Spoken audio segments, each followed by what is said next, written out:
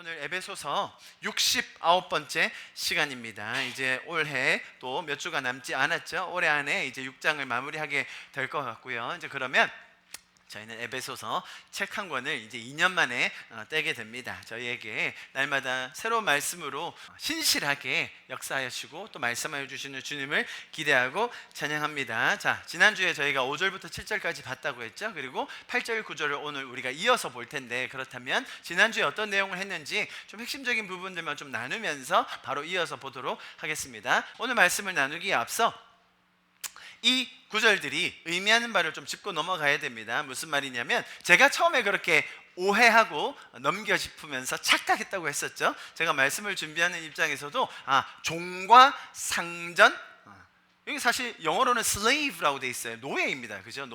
노예와 그 주인들, master이라고 돼 있잖아요. 당시만 하더라도 고대 사회에 노예 제도가 있었습니다. 노예 제도가 없어진 것이 그렇게 오래되지 않았죠. 자, 그런 상황에서 노예와 주인에 대한 이야기라고 나와 있으니까 저는 개인적으로 이것은 그때 당시 이야기고 지금은 적용이 되지 않겠지라고 넘겨 짚었었어요. 자, 그런데 뭐라고 성경에서 나와 있다고요? 육체의 상전, earthly masters라고 돼 있죠. 무슨 말이냐?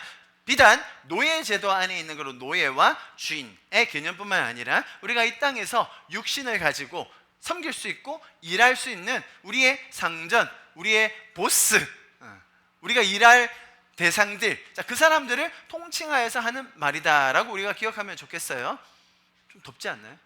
온도만 좀 낮추면 좋을 것 같은데 너무 건조해져가지고 다음 주부터는 가습기도 좀 같이 돌리겠습니다. 자, 그래서 단순히 이것이 어떤 영적인 상징으로 영적인 상태에서 우리의 상전을 말하는 것이 아니라 실제로 우리가 이 땅에서 만나는 주인들, 상관들, 보스들, 우리의 권위자들을 통칭하여 하는 말이다라는 것을 일단 먼저 설정하고 들어갔으면 좋겠어요. 성경이 괜히 우리에게 어떤 영적인, 비유적인, 은유적인 해석을 하는 것을 방지하고자 미리 이 말씀은 어떤 말씀이라고요? 우리 육체에, 육신에 있는 이 땅에서 우리가 만날 수 있는 권위자들에 대한 것임을 이야기해주고 있습니다. 자, 그들에게 어떻게 하라고 되어 있다고요? 종된 사람들로서 혹은 부하 직원들로서, 그들을 섬기는 사람들로서 어떻게 하라고요? 첫 번째 어떻게 하라고 되어 있습니까? 두렵고 떨며, 종들아 두렵고 떨며 너희 상전들을 섬기고 또 그들에게 순종하라라고 되어 있습니다. 여기서 두렵고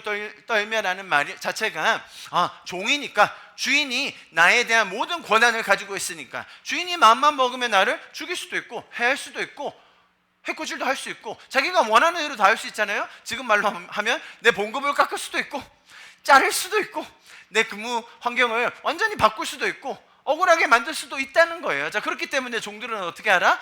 두렵고 떨라? 그 말이라고 했습니까? 아니죠. 원어적인 의미는 이런 거라고 말씀드렸습니다. 같이 한번 읽어봅니다. 시작. 어떤 일에서도 실수하지 않도록 자신의 부족한 점에 대해서 예민한 감각을 갖는 것. 자, 여러분, 성경이 말하는 두렵고 떨림이라는 것이 단순히 세상의 세계는 무서워, 떨려, 저 사람이 나한테 해코지라면 어떻게 하지? 저 사람이 나한테 권위를 가지고 있는데 내가 불리해지거나 내가 억울해지거나 내가 제대로 대우를 받지 못하면 어떻게 하지? 라는 그런 두려움이 아니라, 성경이 말하는 두렵고 떨림이라는 말은 도리어 나를 돌아보는 것이라는 거예요. 내가 제대로 하고 있는지, 내가 혹시 실수하는 건 없는지, 내가 부족한 점은 없는지. 오히려 하나님은 종된 자들에게, 부하들에게, 일꾼들에게 자신을 돌아볼 것을, 자신을 개발할 것을 이야기하고 있습니다. 성경에 두렵고 떨림이라는 말이 이 구절에 더 자세하게 나온다고 했죠. 같이 한번 읽어봅니다. 빌립보서요. 시작. 그러므로 나의 사랑하는 자들아, 너희가 나 있을 때뿐 아니라 더욱 지금 나 없을 때에도 항상 복종하여 두렵고 떨림으로 너희 구원을 이루라. 두렵고 떨림으로 너희 구원을 이루라 라고 하니까 그렇구나, 구원이 취소될 수도 있고 구원은 변경될 수도 있고 내가 자칫 잘못하면 구원이 나에게서 사라질 수 있구나. 그러니 두렵고 떨림으로 내 구원을 이루어야겠다, 그렇게 생각하기가 쉽다는 거죠. 여러분, 구원은 어떻게 받는 거라고 말씀드렸죠? 은혜로, 하나님 아버지의 은혜로. 나는 자격 없는데, 내가 그럴 만한 공로가 없는데, 나는 그럴 만한 아무런 행위를 할 수 없는데, 그런데 하나님께서 전적인 은혜로 우리를 구원해 주셨습니다. 나의 행위가 들어갔나요? 나의 의지가 들어갔습니까? 결단이 그렇게 많이 들어갔나요? 아니요. 우리는 아무것도 할 수 없었던 죽어있는 죄인이었어요. 그런데 하나님께서 은혜로 그냥 구원하실 수 없으니 누구를 대속 죄물로 죄를 사해 주셨습니까? 그 아들 대신 예수 그리스도, 죄 없으신 하나님의 아들, 완전한 자였던 그분께서 십자가에서 보혈, 우리의 죄를 사해 주시는 그 보혈의 공로로 말미암아 우리는 하나님의 은혜로 구원을 받았다는 거예요. 할렐루야. 내 안에 그런 믿음이 생겼고 내가 그런 고백을 함으로써 이제 우리는 구원받은 자들입니다. 그 구원이 변치 않을 줄 믿습니다. 그런데 여기서 왜 두렵고 떨림으로 구원을 이루라고요? 동일하게 적용되는 거예요. 나는 구원을 받았는데 내 구원은 변개치 않아요. 내 행위에 근간하지 않아요. 내가 어떻게 해서, 내가 잘나서, 내가 똑똑해서, 내가 뛰어나서 받은 구원이 아니라는 거죠. 그렇다면 그 구원은 유지될 텐데 그 안에서 혹시나 내가 어떤 실수로, 혹시나 내가 무지하여서, 아직 내가 잘 몰라서 내가 그 구원이라는 것, 그 놀라운 그 하나님의 은혜가 무엇인지를 잘 깨닫지 못하여 실수하고 있는 건 없나? 하나님께서 내가 이 세상에서 완전히 자유하며 정말 그 은혜와 사랑 안에서 살 수 있도록 우리를 이미 구원하여 주셨는데 아직도 내가 잘 모르고 있는 건 없나? 실수하고 있는 건 없나? 내가 잘못하고 착각하고 있는 건 없나? 나를 돌아보게 해준다는 것입니다. 그게 뭐라고요? 두렵고 떨림으로 너희 구원을 날마다 더 work out이라고 하죠. 더 이루어가라. 더 쟁취해가라. 세상은, 사단은 우리의 구원이 자꾸 희미하게, 나의 구원이 자꾸 불안하게 만들 때, 아니 그게 아니라 두렵고 떨림으로 내 쪽에서 무엇을 더 하면 되는지, 내가 그러면 어떻게 더 누릴 수 있는지, 내가 어떻게 하면 이 구원을 더 풍성하게 안고 살 수 있는지를 내 자신을 돌아보게 하는 말씀이 뭐라고요? 두렵고 떨림으로 너희 구원을 이루라. 마찬가지로 종들에게도 두렵고 떨림으로 너희 주인들을 잘 섬겨라. 그런 상황에 처해져 있을 때, 뭐 예를 들어 정말로 종과 주인이라고 생각해 봅시다. 그런 상황에서 그 주인의 잘못된 점을 캐내서 빨리 접목시켜서 체제를 바꿔가지고 네가 주인이 되라, 그런 말씀 하지 않으세요. 오늘 그 부분을 조금 더 나눌 겁니다. 자, 제가 지금 무슨 말씀을 드리고 있느냐, 성경에 이렇게 노예들, 종들, 부하들, 이 상관, 주인, 보스에게 두렵고 떨림으로 내 자신을 돌아보면서 잘 섬기고 또 순종하라고 이야기하고 있는 것을 제가 설명드렸는데요. 제가 아까 말씀드렸듯이 이게 단순히 종이라고 우리가 번역하고 있지만 servant, 종도의 개념이 아니라 영어로는 분명히 slave라고 얘기했어요. 노예들이 masters, 주인들에게 복종하라라고 이야기했는데요. 자, 그러다 보니 어떤 비난이 나오냐면, 아니 이 구절을 보면 성경은 마치 노예 제도를 찬성하고 있는 것처럼 보인다는 거예요. 왜요? 노예들이 어떻게 해야 될 것에 대해서 아주 직설적으로 얘기해 주고 있잖아요. 저처럼 이렇게 설명을 제대로 해주지 않으면 그래? 노예들은 두렵고 떨림으로 주인한테 순종해야 되는 거야? 성경은 그렇다면 노예 제도를 인정해서 노예 제도대로 살라고 이야기하는 건가? 라고 이 성경 본문을 비난하는 분들이 꽤 계십니다. 여러분, 성경은 노예 제도에 대해서 전혀 옹호하거나 지지하지 않습니다. 분명히 이런 말씀들이 나와 있다는 걸 우리가 알고 있죠. 같이 한번 읽어볼까요? 고린도전서 12장입니다. 시작. 우리가 유대인이나 헬라인이나 종이나 자유인이나 다 한 성령으로 침례받은 것을 한번이 되었고, 또 아멘. 자, 보세요. 유대인이나 헬라인, 인종 상관없이, 또 누구랑요? 종이나 자유인이나 신분에 상관없이. 그럴 수 있죠. 종이었을 수도 있죠. 뭐 자기가 그걸 선택했겠습니까? 자기가 종 되려고 결정했겠어요? 자기가 헬라인으로 태어나려고 결정했어요? 아니잖아요. 자기의 선택권과 상관없는 인종, 성별, 직책마저도 상관없이 어떻게 하실 수 있다고요? 한 성령으로 침례를 받는다. 구원함을 얻을 수 있다. 하나님 안에서 가족이 된다. 연합이 가능하다라는 것을 성경은 계속 이야기해주고 있습니다. 다음 구절도 마찬가지입니다. 같이 한번 읽어볼까요? 한글로 읽을게요. 시작. 새 사람을 입었으니 이는 자기를 창조하신 이의 형상을 따라 지식에까지 새로 하심을 입는 자니라. 거기에는 헬라인이나 유대인이나 할레파나 무할레파나 야만인이나 스구디니아인이나 종이나 자유인이 차별이 있을 수 없나니 오직 그리스도는 만유의 주시오 만유 안에 계시니라. 할렐루야. 여러분 지금 이게 우리가 글로 적혀 있고 뭐 그러려니 하고 읽으니까 이게 뭐 당연한 거 아닌가 생각할 수 있죠. 여러분 노예제도가 폐지된 지도 얼마 되지가 않았어요. 여러분 이거 지금 2000년 전에 쓰여진 글입니다. 노예나 자유인이나 인종이나 상관없이 지배그룹이건 피지배그룹이건 혹은 어느 나라에서 태어났건 어떤 성별 어떤 직책을 가지고 있건 간에 거기에는 차별이 있을 수 없다는 거예요. 왜요? 그리스도가 만유의 주시다. 우리의 가장 높은 계신 주인, 우리 모든 인생을 책임지시고 인도하시는 주인이 누구시라고요? 하나님이시기 때문에 우리에게는 차별이 있을 수 없다라는 거죠. 인간의 존귀함, 인간의 그런 존엄성, 사람으로서 누릴 수 있는 그 가치를 설명해 줄 수 있는 철학이 없어요, 여러분. 세상 어떤 철학에도 어떤 종교에도 어떤 세계관에도 우리가 사람이기 때문에 존귀하다라고 말할 수 있는 철학은 없다니까요. 최재형 교수님이라고 혹시 들어보셨습니까? 우리나라의 굉장히 유명한 생물학자, 진화론자로 정말 굉장히 유명한 분이시고요. 또 뿐만 아니라 각계 분야에 대해서 이렇게 설명해 주세요. 그분은 진화론자로 또 생물 과학자이기 때문에 그런 부분에 굉장히 특출나시죠. 우리나라에 아주 혁혁한 공을 이루셨는데 그분이 이런 인터뷰를 하더라고요. 자기는 진화론자이기 때문에 내 인생에는 목표가 없다, 의미가 없다. 우리는 우리 유전자가 나에게 좀 유리한 대로 계속 발현하는 것처럼 살아갈 뿐이지 내 인생에는 별다른 의미와 목적과 가치가 있을 수가 없다. 여러분 그분은 굉장히 정직하게 말씀하신 거예요. 자기가 믿는 세계관, 자기가 믿는 가치관으로 내 삶을 해석하면 뭐 어떻다고요? 내 삶엔 가치가 없어요. 그런데 다행히 그분의 사모님이 교회를 열심히 다니시더라고요. 그래서 자기가 교회 열심히 나간대요. 왜? 희한하대요. 어떻게 저 사람들은 생물학적으로 보면 지금 좌절해야 될 타이밍, 인생 포기해야 될 타임, 정말로 우울해져야 될 타이밍인데 교회 한번 가서 기도 열심히 하고 울고 나면 다시 밝아져서 나온대요, 교회를. 생물학적으로, 과학적으로는 설명할 수가 없는 거예요. 여러분, 진화론적인 세계관만 가지고 있다면 저와 여러분과 개가 다를 게 있습니까? 없어요.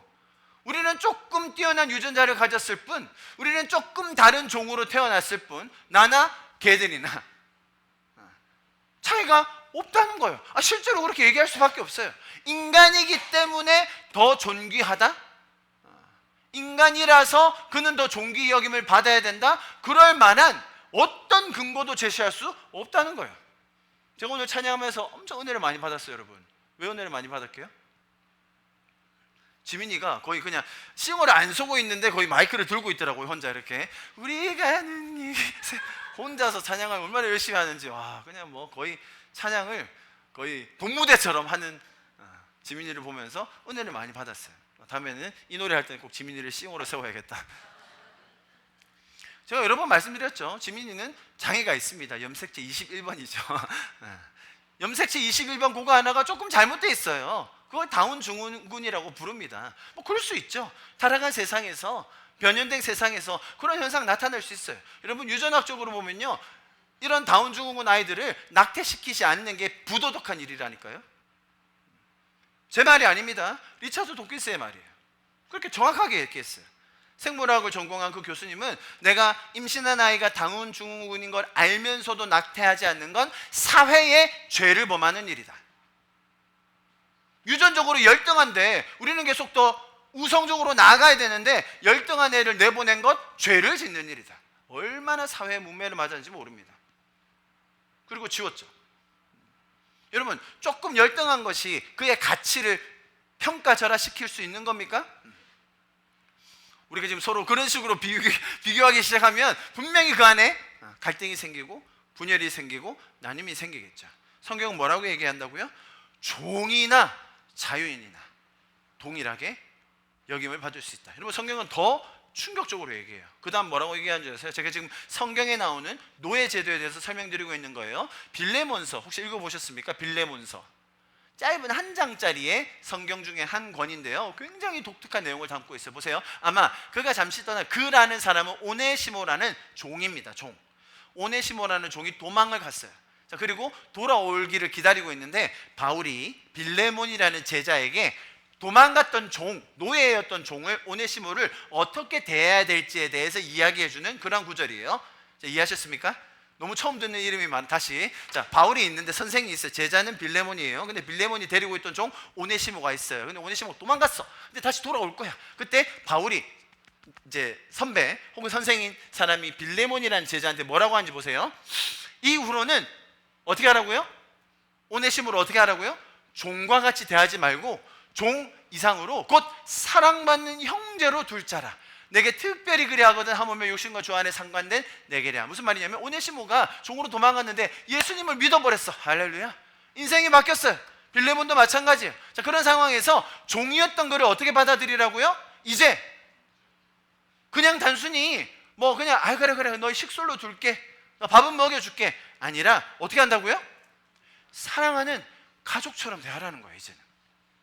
여러분 이거 엄청 충격적인 얘기예요.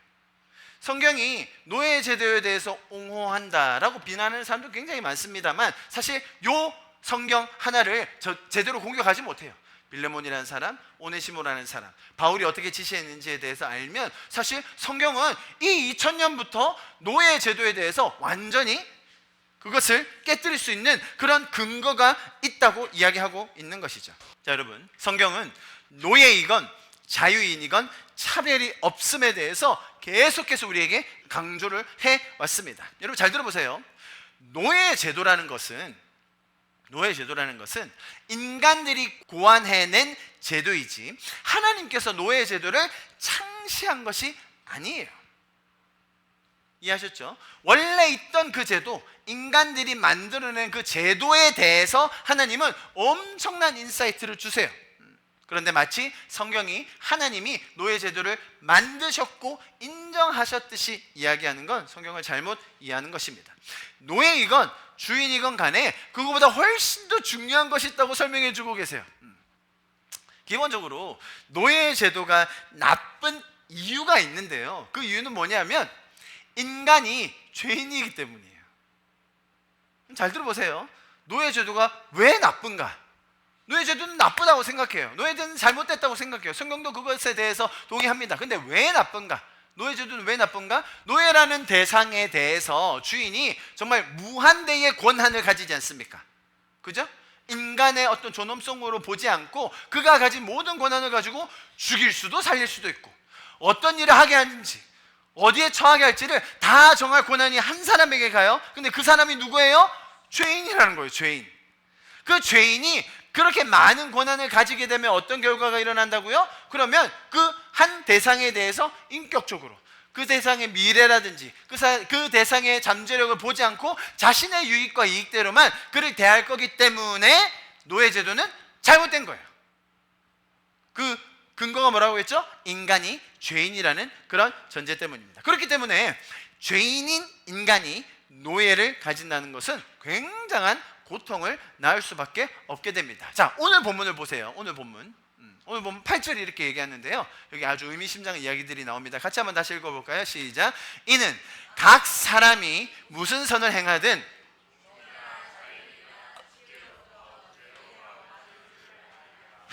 자, 보세요. 각 사람이라고 되어 있습니다. 종이나 자유인이나 누구라도 각 사람이 다 하나님께 뭐라고요? 받을 줄. 여기 한글에서는 조금 뉘앙스가 제대로 설명이 안 됐는데 보세요. Because you know that the Lord will reward라고 되어 있죠. reward. 보이십니까? reward. 무슨 뜻이에요? 보상해 준다. 갚아 주신다. 혹은 조금 더 나아가면 우리 한글 번역에서는 상급을 주신다라는 표현까지 나와 있어요. 자, 각 사람에게 가는 거예요. 그런데 그 각 사람이 누구라고요? 종이건 자유인이건 그들이 어떻게 자기의 상전 혹은 자신의 종을 대하느냐에 따라 하나님은 그것을 다 갚아 주실 거다라는 거죠. 정말로 의미심장한 말씀을 우리에게 주고 계십니다. 우리가 어느 자리에 있건 간에 하나님은 그 하는 행동 그대로를 보시고 그대로 기억하시고 갚아주시겠다라는 것을 설명하고 있습니다. 그리고 잘 들어보세요. 그 사람의 직책, 신분, 처지에 상관없이, 아까 제가 말씀드렸죠? 그 사람의 인종, 성별, 어느 국가에 태어났는지에 상관없이 그가 누구를 대하든지 하나님께 하듯 하면 그 사람에게는 그에 맞는 합당한 상급이 있다라는 것을 설명한다는 거예요. 여러분, 이거 굉장히 충격적인 이야기입니다. 각 사람, 또 종이나 자유인, 이런 단어들을 강조함으로써 우리 인간은 생각해낼 수도 없는 엄청난 그 차이를 극복할 수 있는 방안을 하나님은 설명해주고 계시다는 것입니다. 자, 제가 지난주 이 말씀 설명드렸었죠. 보세요. 종들아, 모든 일에 육신의 상전들에게 순종하되 사람을 기쁘게 하는 자와 같이 눈가림하지 말고 오직 주를 두려워함으로 성실한 마음으로 하라. 23절 같이 있습니다. 시작. 무슨 일을 하든지 마음을 다하여 주께 하듯 하고 사람에게 하듯 하지 말라. 우리가 23절 말씀은 잘 안다고 말씀드렸어요. 맞아. 우리가 모든 일을 할 때 어떤 일이건 간에 하나님께 하듯 하면 좋은 거지. 맞아요. 그래서 내가 성실히 하고 열심히 일하고 거짓말하지 않고 뭐 그런 거라고 적용하기 쉬운데, 사실 이 말씀의 맥락은 뭐라고요? 악덕 상사가 있을 때, 내가 도저히 극복할 수 없는 그런 잘못된 체제 내에 있을 때라도, 내가 이해할 수 없는, 받아들일 수 없는 불공평한 상사가 지금 나의 보스라도 그에게 어떻게 하라고요? 죽게 하듯 하라는 거예요. 자, 하나님은 그것이 종이건 상관이건, 자, 상관은 누구를 그렇게 대해야 되겠어요? 총을 그렇게 대해야 돼요. 그게 나중에 나옵니다. 그러면 나는 상관이기 때문에 아무 상관없다?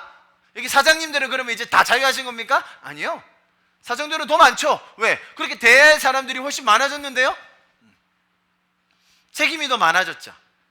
마찬가지입니다. 그래서 어떤 이들을 대하건 간에 그것이 나의 이웃이건, 오늘 본문의 맥락에서는 그게 상관, 보스 혹은 나의 부하이건 간에, 사실 여러분 지금 성경이 계속 그렇게 끌고 가고 있는 거예요. 처음엔 그게 누구였습니까? 처음에는 그게 부부였어요. 그리고 나서 부모와 자식, 그죠?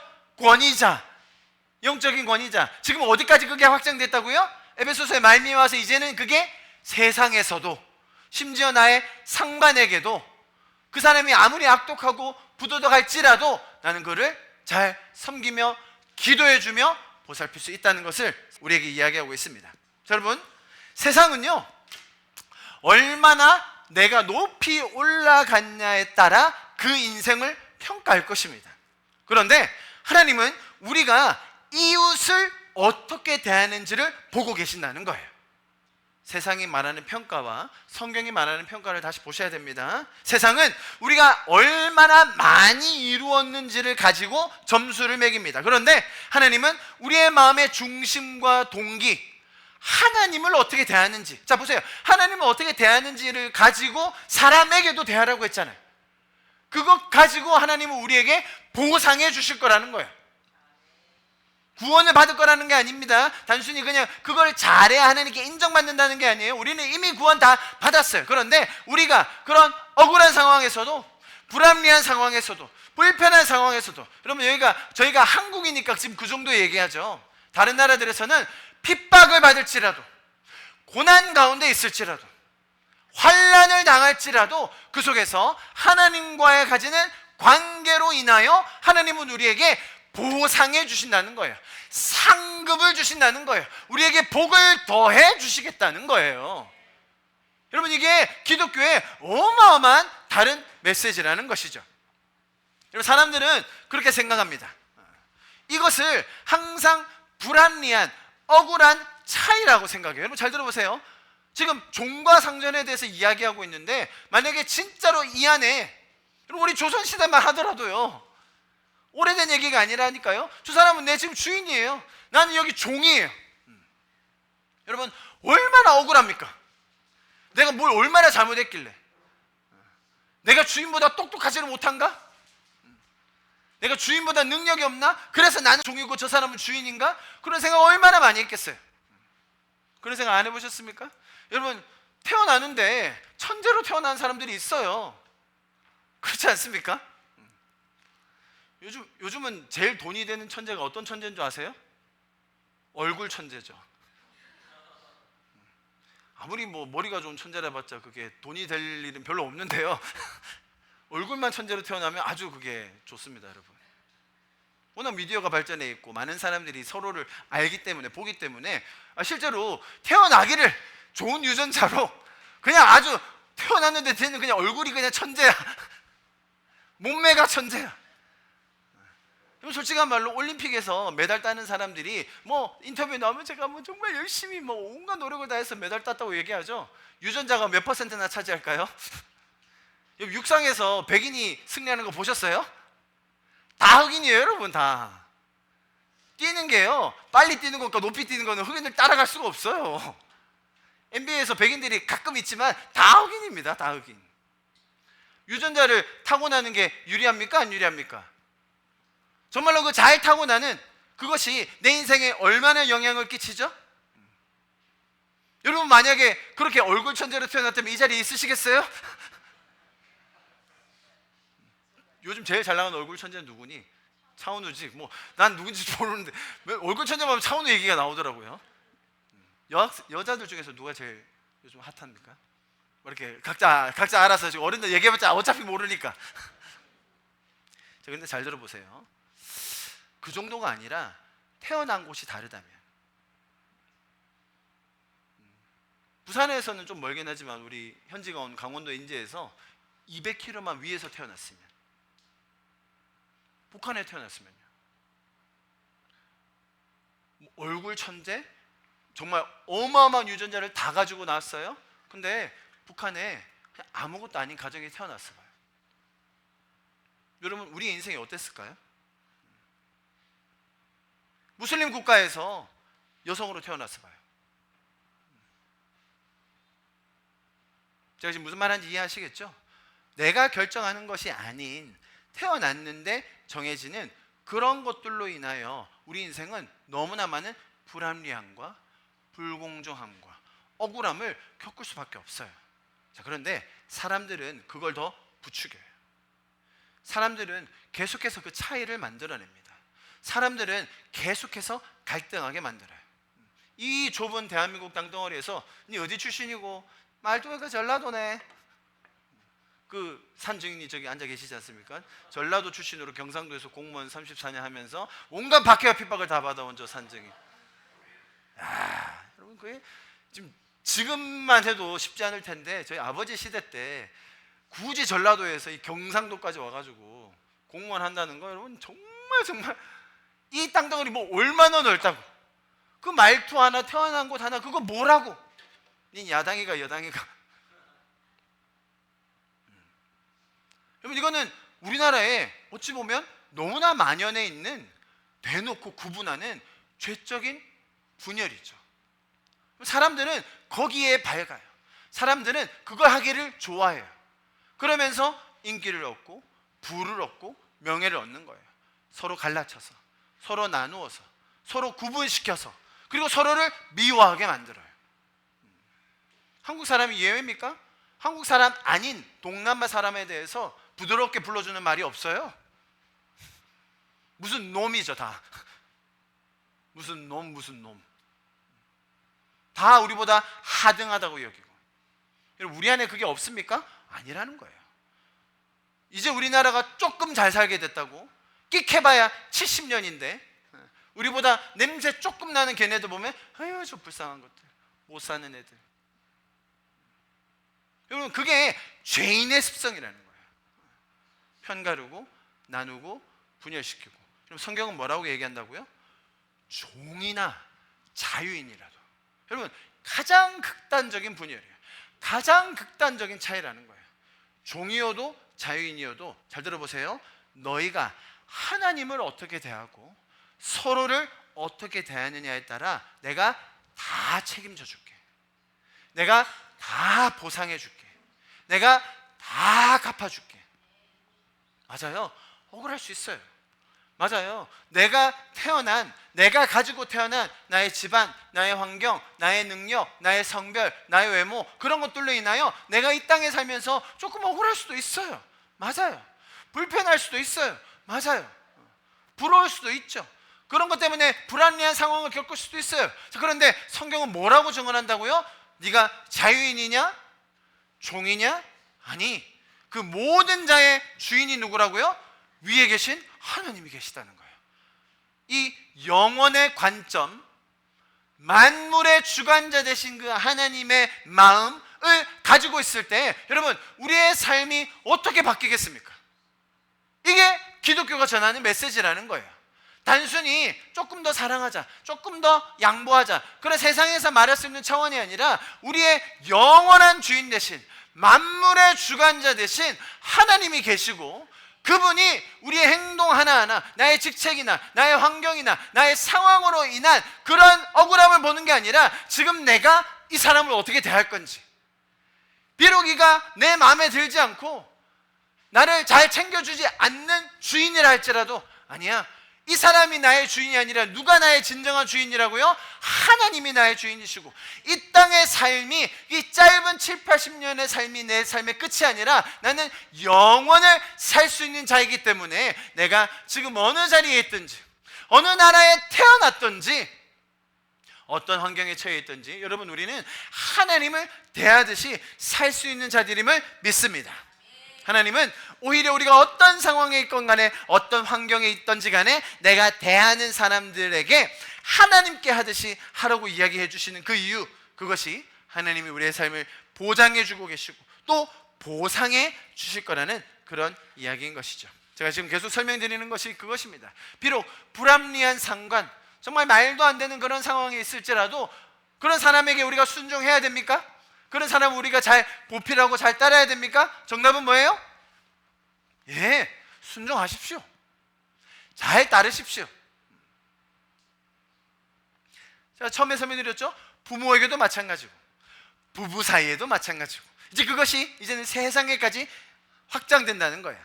상관에게 대해서 우리가 세상에서 맺는 그런 모든 관계에 있어서 친절한 태도로 예의를 갖추고 마치 하나님께 대하듯이 할 수 있을까요? 네, 할 수 있습니다. 여러분, 그러나 모든 상황에 대해서, 모든 말에 대해서 다 그렇게 하라는 게 아니었죠. 보세요, 여러분, 6절에서 이미 이렇게 얘기했었습니다. 보세요, 눈가림만 하면 하나님, 사람을 기쁘게 하는 저처럼 하지 말고 그리스도들의 종처럼 마음으로 하나님의 뜻을 행하라. 반대로 설명하자면, 세상에서 나에게 악을 요구한다든지 불의한 일을 시킨다든지 불공정한 일에 대해서 명령을 내릴 때는 하라고 하지 말라고요? 사람을 기쁘게 하지 말고 하나님을 기쁘게 하는 거예요. 아멘? 자, 그러면 죄는 아니야, 불합리한 일은 아니에요, 뭐 악을 저지르는 일은 아닙니다. 자, 그런 상황이지만 그래도 이건 좀 아닌 것 같은 그런 상황에서 내가 언제까지 그 사람에게 순종하며 언제까지 그런 일을 할 수 있을까요? 여러분, 성경은 내가 할 수 있는 바를 계속 확장시켜 주세요. 나의 역량이 내가 닿지 않는 그 자리까지 하나님은 나를 계속 성장시켜 주십니다. 당장 보여지는 개선이나 변화나 발전이 없어 보일 수도 있죠. 그러나 하나님이 우리의 상관 되시고 우리의 주인 되시며 하나님이 최종 책임자 되신다는 걸 알 때, 비록 우리 안에 고난이 있을지라도, 비록 우리에게 핍박이 있을지라도, 우리에게 환난이 찾아와도 우리는 하나님을 믿는 믿음으로 그 안에서 성장할 수 있는 거예요. 지금 우리에 대해서 이야기하고 계신 것입니다.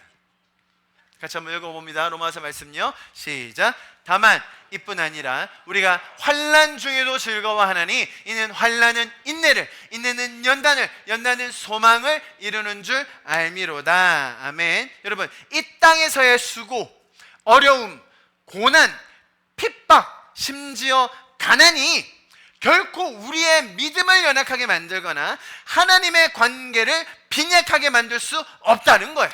오히려 성경은 그 반대를 얘기하고 있는 거죠. 핍박 가운데서 우리는 더 큰 영광을 소망하게 될 것입니다. 환난 속에서 우리는 더 귀한 천국 소망을 가지게 되는 것입니다.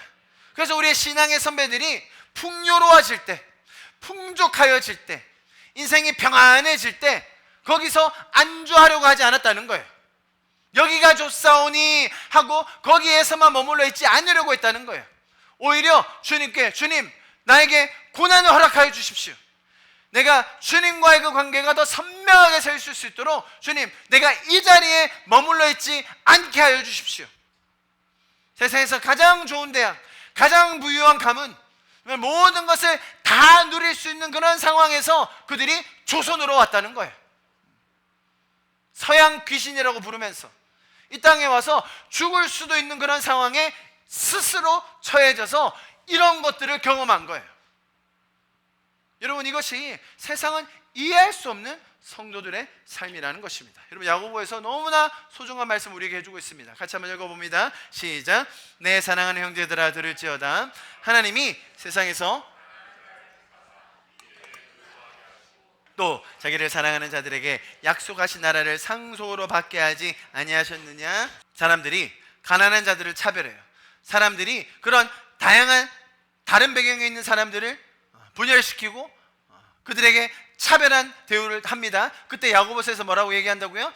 가난한 자들을 택하여서 오히려 믿음에 부유하게 하셨다. 할렐루야. 여러분, 이것이 세상은 상상할 수도 없는, 꿈꿀 수도 없는 하나님의 놀라운 원리라는 것입니다. 유명해지고 사람들 눈에 많이 띄고 더 큰 영향력을 가졌기 때문에, 그러면 하나님 보실 때에도 그 사람이 더 성공한 삶이다, 그 사람이 더 인정받는 삶이다, 전혀 그런 게 아니라는 것이죠. 오히려 가장 가난해도 그 안에 있는 믿음이 부유해짐으로 말미암아 그가 가진 하나님의 형상대로 다른 사람들을 대할 때 하나님은 그것에 대해서 보상해 주십니다. 상급을 주십니다. 할렐루야. 반대로 혹시라도 내가 조금이라도 더 가지고 있다고 생각하는 사람 많이 있겠죠. 한국에 태어난 것, 여러분 지금 대한민국에 있는 4년제 대학만 나왔다는 분이 계시다면 세계 상위 1%는 굉장히 쉽습니다. 여기 또 박사까지 하신 분들 많은데요, 상위 0.01%. 내 삶은 아직도 그래도 억울해요. 내 삶은 아직도 불편해요. 나는 그래도 더 이루어야 돼요. 하나님이 우리에게 계속 이런 개념을 깨뜨려 주시는 거죠. 그죠? 우리가 가난에 처했을지라도, 혹은 내가 지금 누리고 있는 삶이 풍요하다면, 여러분 성경에서 말하는 고아와 과부들, 보호자가 없는 자들, 공급이 없는 자들을 돌봐야 되는 것이죠. 마찬가지로 한국에 들어와 있는 나그네들, 성경에 말하는 아주 큰 세 가지 부류 아닙니까? 고아와 과부와 나그네. 한국에 들어와서 본국이 아닌 이 나라에서 나그네로 살아가는 수많은 이주자들, 우리가 돌봐야 하는 것이 여러분 당연한 줄 믿습니다. 필요가 있는 자들에게, 섬김을 받아야 하는 자들에게 여러분 먼저 은혜 받은 저와 여러분이 그들에게 먼저 찾아가서 그들을 돌볼 수 있기를 바랍니다. 할렐루야. 아멘. 여러분, 성경은 이것이 풍성한 삶이다라고 가르쳐주고 있는 거예요. 자, 여러분 보세요. 오늘 5절부터 9절까지 갔는데요, 5, 6, 7, 8 이 누가 누구한테 하라는 거였어요? 종이 상전에게 하라 였어요. 들으니까 또 억울하죠. 맨날 종에게만 이렇게 많이 주고 말이지. 에? 상전은 꼴랑 한 절밖에 얘기 안 해요. 보세요. 상전 같이 한번 읽어봅니다. 시작. 상전들아, 너희도 그들에게 이와 같이 하고 위험을 그치라. 이는 그들과 너희의 상전이 하늘에 계시고 그에게는 사람을 외모로 취하는 일이 없는 줄 너희가 알미라. 자, 오늘 이 종과 상전의 관계에서 총 5절 중에 4절은 종에게 해야 될 것들, 막 열심히 섬기고 주인이 보지 않더라도 막 열심히 일하고 막 하나님께 하듯이 하고, 그런 너무나 많은 얘기들을 하셨어요. 자, 그리고 나서 한 절 상전에 대해서 얘기하셨습니다. 자, 질문. 이 말씀을 들은 당시의 종들과 상전들 중에 누가 더 충격을 받았을까요?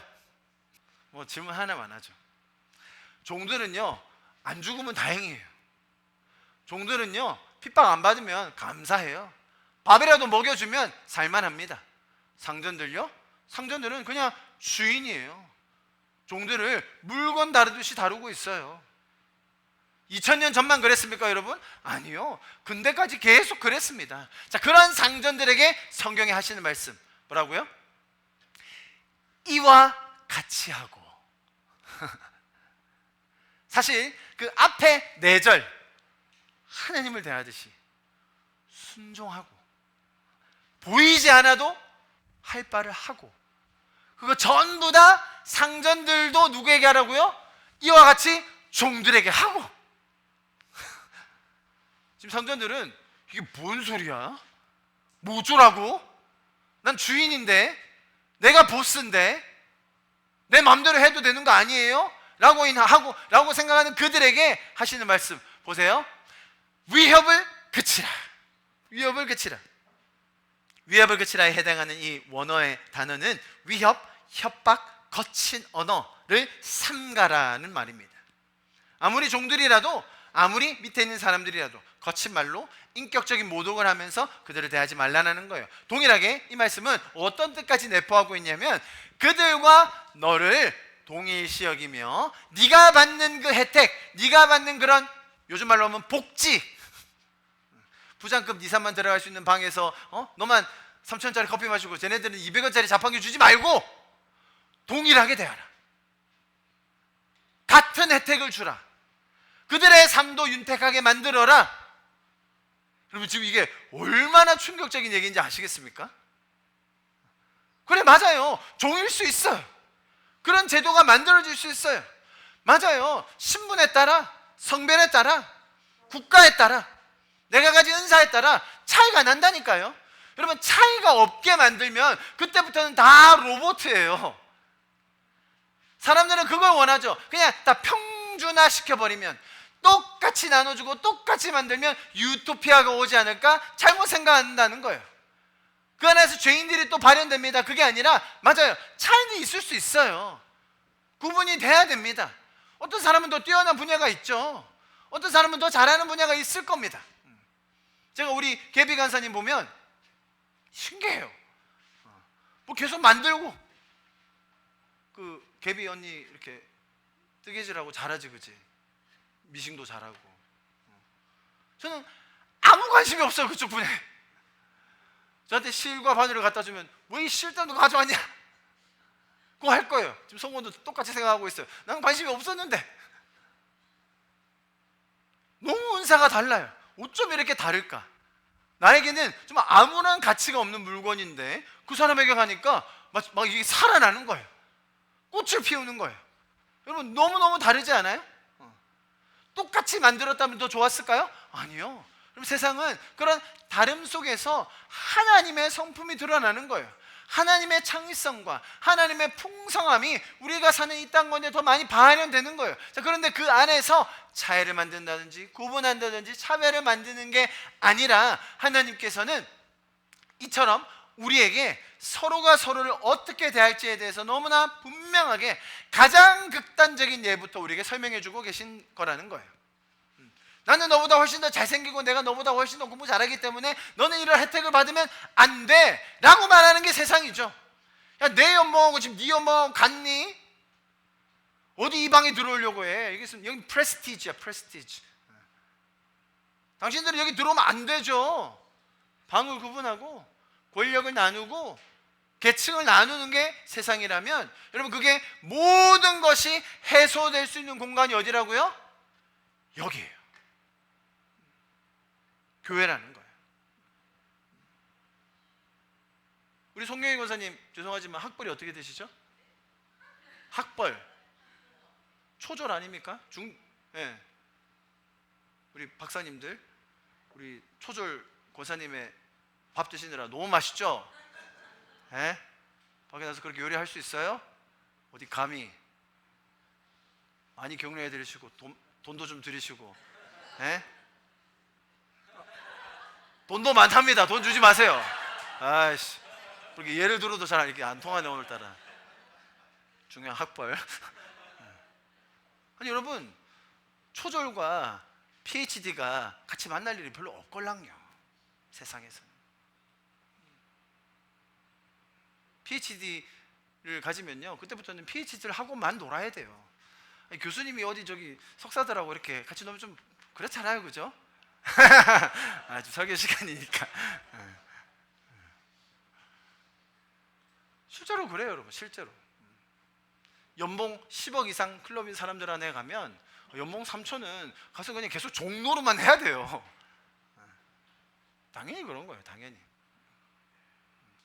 정말로 뛰어난 외모를 가진 사람들, 뛰어난 육체를 가진 사람들 사이에 가면 그렇지 않은 사람은 기죽어서 있지를 못해요. 여러분, 그런데 성경은 뭐라고 얘기한다고요? 상전도 동일하게 대하라. 종들이 계속해서 어떻게 될지 얘기했죠. 네, 맞습니다. 왜냐하면 우리가 종일 경우가 훨씬 많거든요. 그래야 될 때가 많거든요. 그런데 상전들도 동일하게 하라. 뿐만 아니라 위협하지 마라. 거친 말로 함부로 대하지 마라. 비록 네가 좀 더 가졌다 하더라도, 비록 네가 태어난 곳이 더 우월하다 하더라도 그렇게 대하지 마라. 그리고 네가 누리고 싶은 것, 네가 받고 싶어 그대로 다 해줘라. 많은 사람들이 역사 속에서 혹은 현실 속에서 그런 많은 분열과 나누어짐과 심지어 핍박을 주면서 사람들을 나누고 분리시키고 서로를 증오하게 만들어 왔습니다만, 성경은 우리에게 엄청난 이 메시지를 통하여 우리의 삶이 완전히 변혁될 것을 이야기해주고 있습니다. 제가 처음에 설명드렸듯이 우리가 노예 제도를 반대하는 이유가 있죠. 그것은 주인들이 노예를 물건 다루듯이 인격적이지 않게 다루는 것 때문이라고 말씀드렸습니다. 자, 그런데 여러분, 우리에게 말씀을 이제 다 보고 이런 생각의 전환을 한번 해볼 수 있어야 돼요. 만약에 우리 주인이, 자, 여러분이 종이라고 생각해 보세요. 만약에 우리 주인이 정말 세상에서는 찾아볼 수도 없는 그 고매한 성품, 인격적인 태도, 심지어 나의 모든 어려움, 고난, 힘듦을 책임져 주시고, 와, 거기서 그치는 게 아니라 나의 미래를 향한 엄청난 계획을 하고 계시면서 투자도 아끼지 않으신다. 이야, 전 그분의 종 될래요. 그냥. 그게 뭔지 아세요? 그게 신앙생활이에요. 제가 그리스도의 종입니다 라고 말하는 거예요. 하나님이 우리를 종이라고 먼저 부르시지 않으셨어요. 오히려 바울이 자기를 그리스도의 종이라고 칭한 거예요. 오히려 하나님은 뭐라고 얘기하셨어요? 넌 나의 친구다, 넌 나의 신부다, 넌 나의 동료다. 에?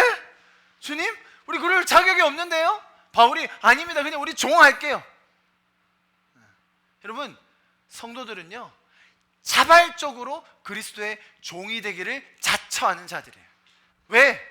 우리는 알거든요. 세상에서 만났던 상관들, 세상의 시스템, 세상의 제도, 세상의 그 모든 불합리함 속에서 우리가 견디고 참으면서 믿음과 소망 가운데 우리의 인내와 연단과 소망을 키워가는 것입니다. 자, 그런데 그런 세상 속에서 가장 우리의 삶을 책임져 주실 수 있는 분, 뿐만 아니라 나의 모든 어려움과 나의 고난과 나의 이런 실수와 나의 수치를 다 걷어가시고 거기서 그치는 게 아니라 내 미래를 향하여 나는 생각하고 꿈꿀 수도 없는 놀라운 계획을 가지시고 자신의 가진 모든 것을 투자해 주실 수 있는 분, 그분이 우리의 주인 되신다는 거예요. 그게 하나님이십니다. 그게 그리스도이십니다. 자, 여러분, 우리가 그런 그리스도를 주님으로 삼고 나면, 그러면 이 땅에서 만나는 다른 주인들, 다른 상관들, 심지어 나의 부하들, 종들을 어떻게 대할 수 있겠냐는 거예요. 그게 성경의 메시지입니다. 여러분, 그리스도의 종으로 살아가는 것이 가장 현명한 삶이에요. 세상의 다른 것들의 종으로, 노예로 살아가지 마시기를 축복합니다. 그분이 우리의 삶의 주인이 되시는 것, 그것이 가장 안전한 길입니다. 그분이 우리의 삶을 책임져 주시고 우리의 미래에 대하여 투자하여 주시고 인도하여 주시는 것, 여러분, 그것이 가장 풍성한 삶인 줄 믿습니다. 세상에서 아무리 뛰어나고 아무리 잘 나가고 아무리 어마어마한 업적을 가졌다고 한들 그 안에는 불안함과 시기와 질투, 내가 스스로 감당할 수 없는 그런 압박들이 계속 몰려올 수밖에 없습니다. 그런 와중에 여러분, 우리의 참된 삶의 주인 되신 그 그리스도를 우리의 마음에 모실 때에 여러분, 우리의 삶이 완전히 바뀌게 될 줄 믿습니다. 우리의 삶뿐만 아니라 이 땅에서 우리가 누리는 그런 세상의 많은 것들, 여러분, 변화되게 될 것입니다. 우리가 먼저 받았기 때문에, 우리가 먼저 누렸기 때문에, 우리 안에 먼저 그것들이 이루어졌기 때문에 주인 되신 그리스도 그분을 쫓아 우리도 이 땅에서 그 사랑과 그 책임과 그 성실함을 발현하며 살게 될 줄 믿습니다. 할렐루야. 우리 좀 이 시간 같이 기도합시다. 우리의 삶의 참된 주인 되신 주님을 찬양합니다. 우리의 삶을 끝까지 책임져 주시고 세상의 어떤 원리와 조직과 체계와는 비교할 수 없는 그 탁월한 하나님의 인도하심, 하나님의 공급하심, 그것을 먼저 알게 하여 주셔서 감사합니다. 하나님, 제가 주님을 쫓아 살아가게 하여 주시옵소서. 주님을 따라 살게 하여 주시옵소서. 주님과 함께 걷는 이 여정 가운데 주님, 우리의 삶에 날마다 더 은혜를 더하여 주시옵소서. 예, 주님, 세상에서 이것들을 자꾸 비켜가게 하고 의심하게 하고 헛발을 디디려고 할 때 주님, 우리의 삶을 완전하게 붙들어 주시고 끝까지 책임져 주시며 인도하여 주시는 그 주님을 우리가 믿음으로 바라보며 나아가게 하여 주시옵소서. 주님, 비록 우리의 삶에 어떨 때는 고난과 힘든 상황과 억울한 상황이 있을 수도 있습니다.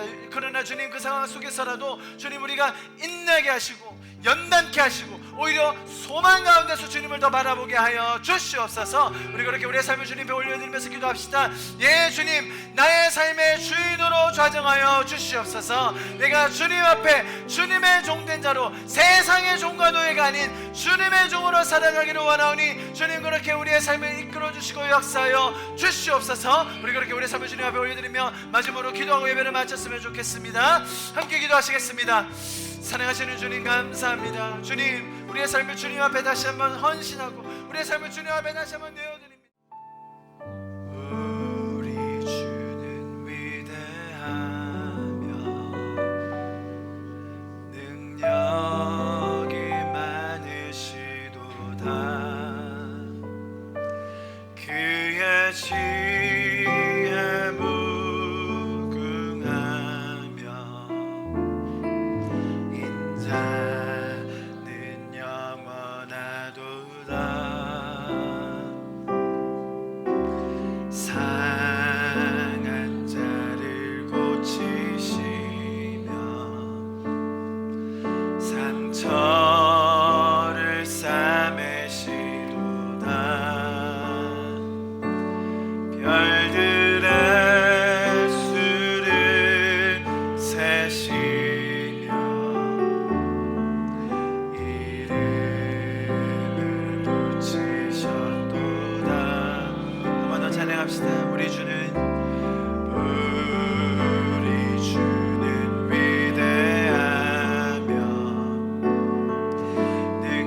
능력이 많으시도다. 그의 지혜 무궁하며 인자는 영원하도다. 상한 자를 고치시며 상한 자를 고치시며 상처를 싸매시도다. 별들의 수를 세시며 이름을 붙이셨도다. 그가 구름으로 하늘을 덮으시며 땅을 위하여 비 준비하시니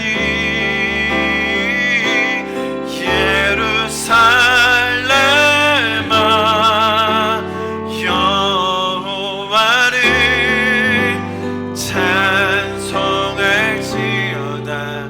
내 하나님을 감사함으로 그 앞에 나가며 그 임재 앞에 경배해. 그가 구름으로 하늘을 덮으시며 땅을 위하여 비 준비하시니 그가 구름으로 하늘을 덮으시며 땅을 위하여 비 준비하시니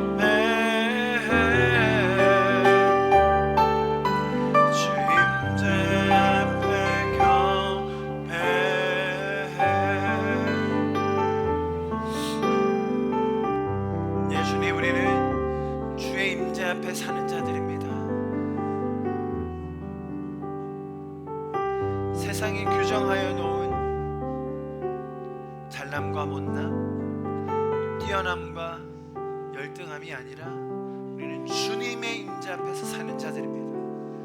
주님, 우리 한 명 한 명을 신묘막측하게 지으셨습니다. 우리 한 명 한 명에게 놀라운 계획을 가지고 계십니다. 주님, 그 계획을 알려주셔서 감사합니다. 우리가 그리스도의 종으로 살아가기 원합니다. 우리의 완전하고 완벽한 주인 되신 그리스도, 주님을 따르며 주님을 나누며 주님의 사랑 가운데 풍성한 삶으로 초대하여 주셔서 감사합니다.